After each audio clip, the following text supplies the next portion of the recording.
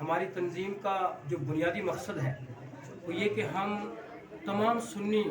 جو تنظیمیں ہمارے جموں کشمیر میں کام کر رہی ہیں، ہم ان کی دہلیز تک یہ پیغام پہنچانا چاہتے ہیں سنی علماء کونسل کی طرف سے کہ ہم سب نے مل کر، ہم سب نے اکٹھے ہو کر کے سماج کے اندر جو برائیاں پھیلی ہوئی ہیں اور جو ہماری بحیثیت مسلمان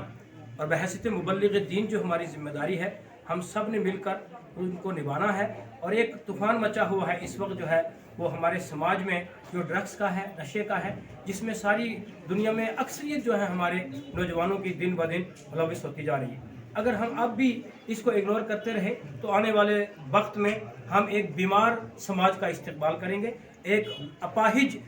جو ہمارا آنے والا سماج ہے وہ ہمیں نظر آئے گا۔ تو ہم اس کو اس بیماری سے بچانے کے لیے اور اپنے نوجوانوں کو اپنے ملک کے لیے، اپنے دین کے لیے، اپنے مذہب کے لیے ہمیشہ تندرست رکھنے کے لیے اور ان کو ہم ہمیشہ صاف و شفاف ماحول دینے کے لیے ہم تمام تنظیموں کے ساتھ، اور بلکہ میں تو یہ کہوں گا پوری ذمہ داری کے ساتھ کہ اس کاز کے لیے ہم تمام مذاہب کے جو